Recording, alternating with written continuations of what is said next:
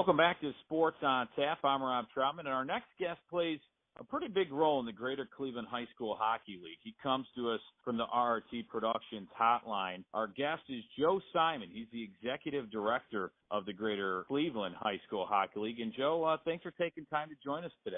Oh, thanks for having me, Rob. Tell us a little bit about the Hockey League. There were some changes, I know, from last year. We did a lot of coverage with the Barron Cup. I know we'll get into the website later, but you guys really did a heck of a job in this offseason preparing the league. You brought in some new teams. There was some realignment with some teams. Tell us a little bit about what's going on with the realignment and some of the team movement going on this last year. Sure.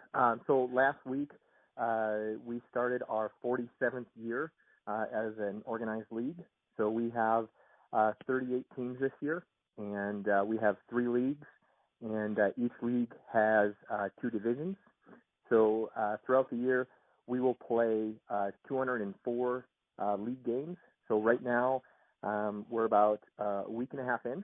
So we're 32 games into our schedule, and we've got over 600 players that participate in our league. And, over the summer, in the springtime, we sat down and realigned some of the divisions. So, we had some teams move up into the red division, and we had some teams move up into the white division, and we shifted things around. Now, when you talk about the red, white, and blue divisions, what's the difference, for people listening that might not understand the different colored divisions? The red league, the white league, and the blue league, what are the differences between the 3 leagues? Obviously, there are a lot of different teams in each league. Oh, yeah, no, definitely. So we've got, we realigned for really 2 reasons. One, for scheduling purposes. Each division has between 6 to 7 teams in the division. And the second reason why we did it was more for competitive balance. We had some teams, for example, Cleveland Heights and North Olmsted, who moved up into the red division. They just did it. They were both Barron Cup 2 finalists, and, they were neck and neck all throughout the league play last year. And actually, through Barron Cup play, they were 2 teams that they really didn't give up a goal until the championship game. But really, to address your question between the red, white, and blue, I think to really sum it up is depth. The red division teams will typically have a roster of 20-plus players. And then when you get into the white division, there's a little bit of depth where they only have maybe 15, 16, 17 players, and those 2 or 3 players that really do make a difference. And then when you get down into the blue division, we have teams that have a little bit less, so maybe they have between 10 to 15 players on a team. Okay, yeah, I think you explained it perfectly. Especially with like you said, some teams have more players than others, and depth that you can tell in hockey, it's a huge thing, especially when you have the different lines out there. When you go up and down the ice, you're going to get a little bit tired. Obviously, you have to be in really good shape. But looking at the red division, you have Hudson in the north. You have Kenston, Menor, Rocky River, Shaker Heights, and Western Reserve Academy.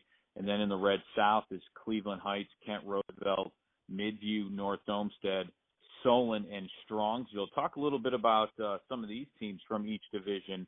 North Olmsted is in the, we've covered them in football, and they're translating it now to hockey, where they have been pretty impressive so far out of the South. Well, they were, they moved up from the white division, and they've really come out of the gate strong, and they won their first 2 games. So they're 2-0 in league play, and it's interesting enough, they matched up with Cleveland Heights last Sunday, and it was a good barn burner that went into overtime, and they beat Cleveland Heights 5-4.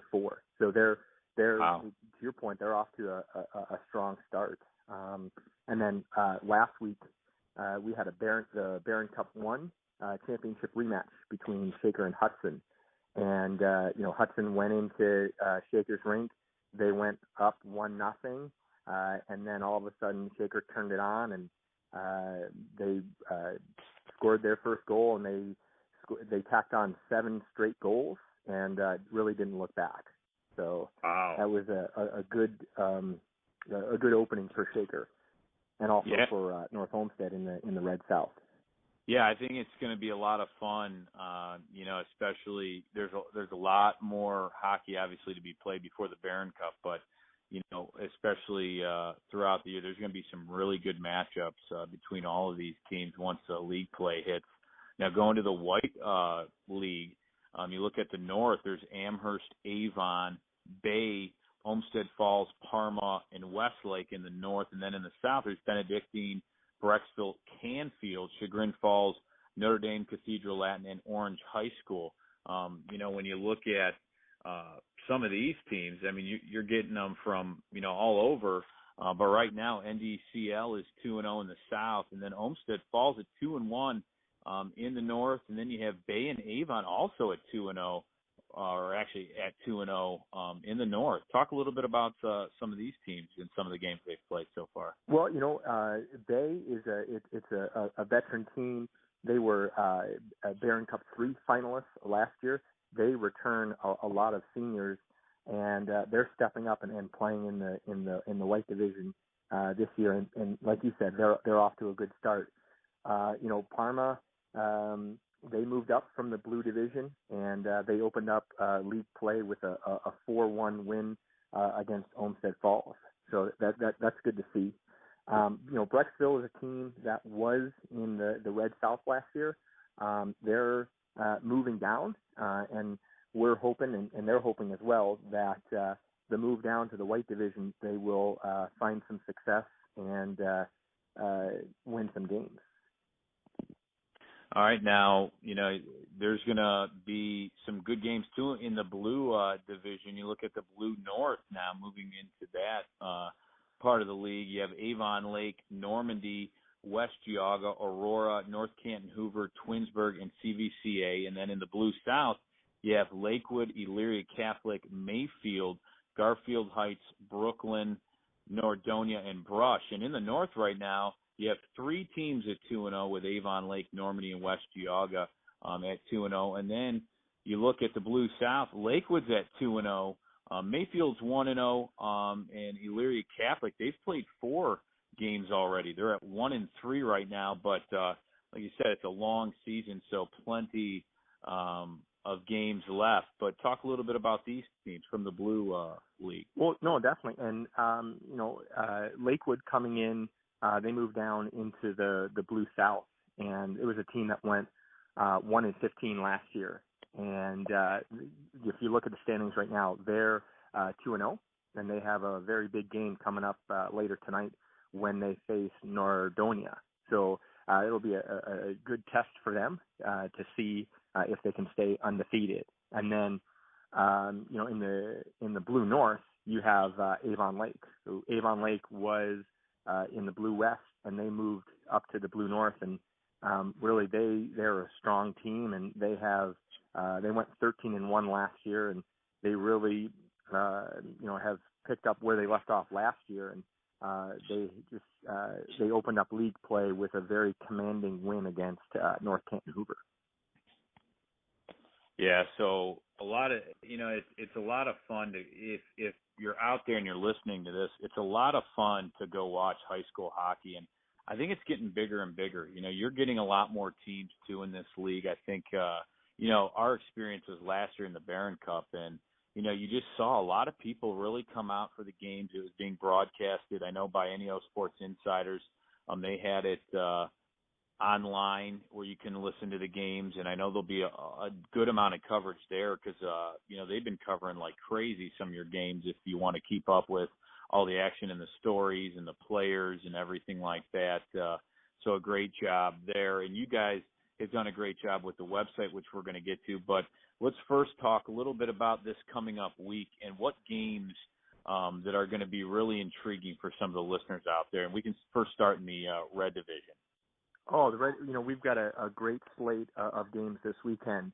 At Shaker Heights, Rocky River is going to go go up against Shaker. Last year, those two teams split league play. They went 1-1. Actually, Shaker won the Red North division with a tiebreaker by one single goal against Rocky River. So wow. that is going to be a good matchup there. And then also this weekend on Saturday, Hudson will take on Western Reserve. It's a neighborhood battle, and they played a very close back and forth game last year. So it'll be a tight game, hopefully this year as well. And then also on Sunday, we round out Red Division play with Strongsville at Kent Roosevelt. And Kent has really dominated that matchup, but Strongsville is going to look to flip the script this weekend. And what about the White League this coming up? Oh, the White League. Oh, and again, it's a great slate of games. We actually, Chagrin Falls will be taking on Orange. And last year, the teams met 4 times, and they also split league play, and both teams called the same rink home. And, I expect that to be a tight battle between those teams as well. And then also, Amherst, you had mentioned we added the 38th team this year to the league. That we're actually welcoming them back, and they are actually looking for their first win in league play. They're going to be going up against Westlake, and Westlake is going to be looking to jumpstart their offense against an expansion team. Okay. Yeah, I think it's really cool. And we talked about Amherst last year, maybe taking a bit of a break and then coming back this year. And, they were really excited, you could tell, to come back this year. And really a lot of these teams leave it all out there. And I think that's what's fun to watch here.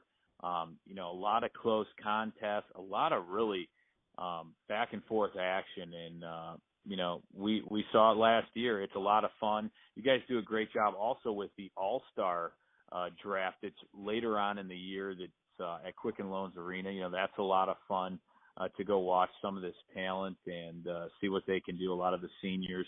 Talk a little bit about your website, because you guys really, if you want information, and, obviously coming from the media, this is like a media guy's dream to have statistics like you guys have had on here. You have full rosters. You guys have standings up to date, scores. Everything you want.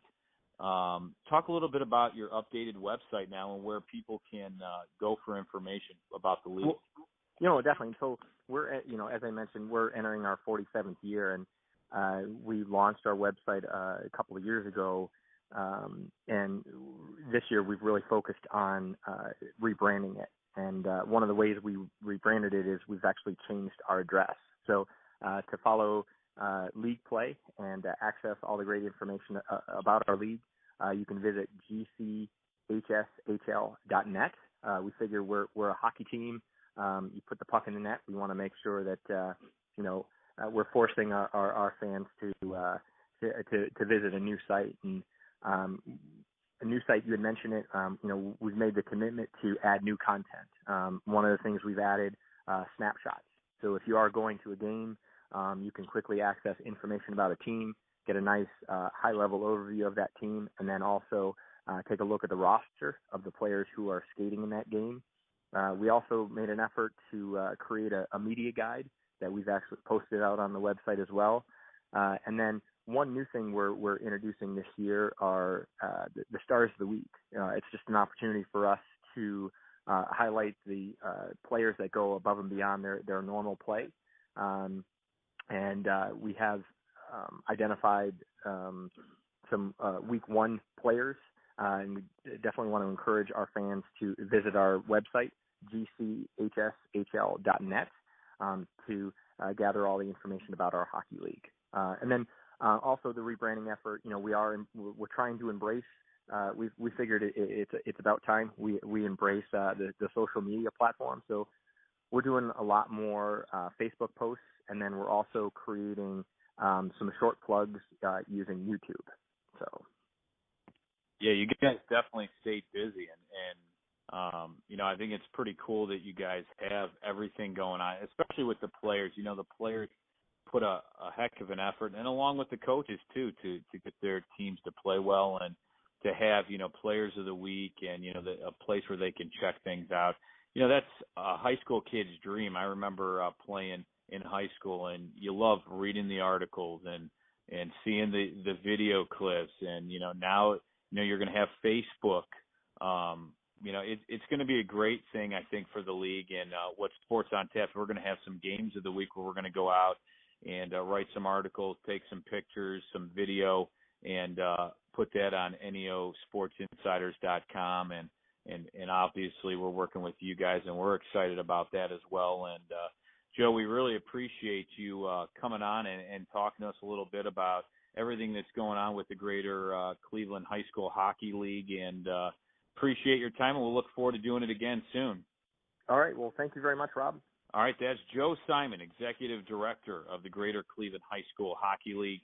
Right now, we're going to step away. We're going to take a short break, but when we come back, we're going to talk more hockey from the Greater Cleveland High School Hockey League. We are Sports on Tap, part of the NEO Sports Insiders Network.